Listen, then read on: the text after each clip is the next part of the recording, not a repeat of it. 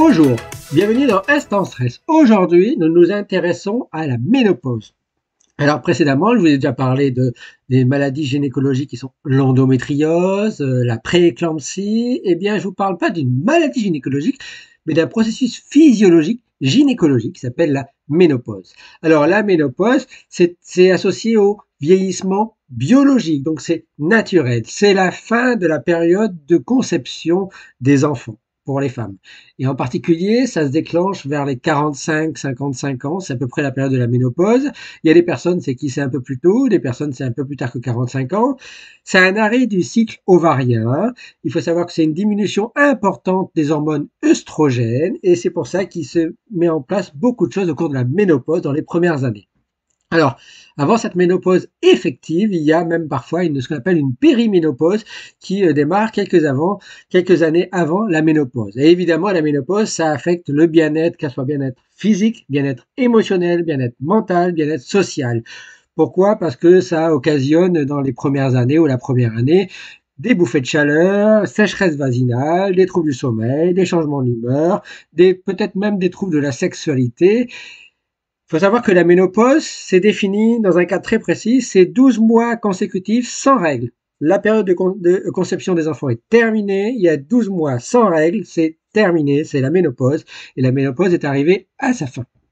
Et donc les femmes ménopausées, évidemment, après, elles ont encore une vie, alors elles ne peuvent plus avoir d'enfants, mais elles ont une vie avec un bon sommeil, une vie sexuelle, même s'il y a eu des changements d'humeur, elles vont retrouver leur humeur, elles n'ont plus ces bouffées de chaleur. Néanmoins, ces périodes a des effets sur toutes ces émotions, sur les effets physiques, sur les différents organes, et en particulier, c'est la période de la ménopause, c'est une période à risque pour développer des maladies cardiovasculaires et des problèmes osseux. En effet, il y a aussi une perturbation en général avec la ménopause, une augmentation de la tension artérielle, donc peut-être de l'hypertension.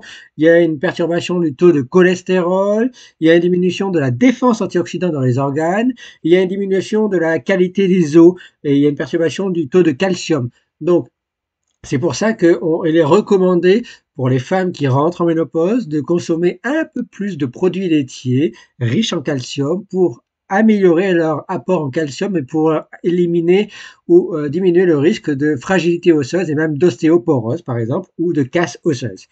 Et puis il est recommandé aussi de faire de l'activité physique puisque l'activité physique va permettre de stimuler le métabolisme bioénergétique, les fameuses mitochondries et la défense antioxydante, donc tout ce qui est stress.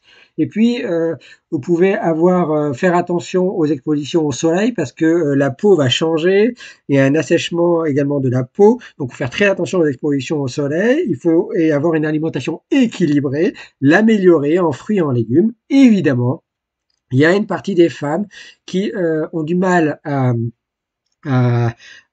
résister à toutes ces douleurs, à toutes ces gênes de la ménopause, et certaines femmes nécessitent un traitement hormonal. Alors, il y a une bénéfice-risque qui est évaluée pour chaque femme en ménopause ou qui rentre en ménopause pour évaluer ces traitements, puisque ces traitements concernent à peu près 6% des femmes qui rentrent en ménopause.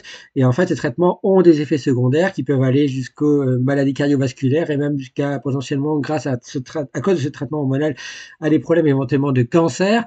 Donc, le bénéfice-risque est très évalué en fonction de la personne qui a la ménopause.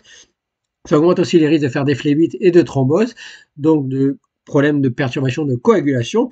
Donc voilà pourquoi il est très très très important pour éviter également ce traitement hormonal d'avoir une activité physique régulière, une alimentation équilibrée, d'avoir un bon sommeil et d'avoir un bon moral et de bien surmonter cette ménopause puisque ce n'est qu'une période transitoire et une fois que le cap de cette sensation avec ses effets de chute d'œstrogène, une fois que ce cap est dépassé, il y a une nouvelle vie qui s'installe et qui permet aux femmes de mieux vivre en meilleure santé. Voilà, en attendant un prochain Instant Stress, je vous dis à toutes les femmes que la ménopause soit avec vous, mais sans ses effets secondaires. Merci à vous, ciao ciao ciao.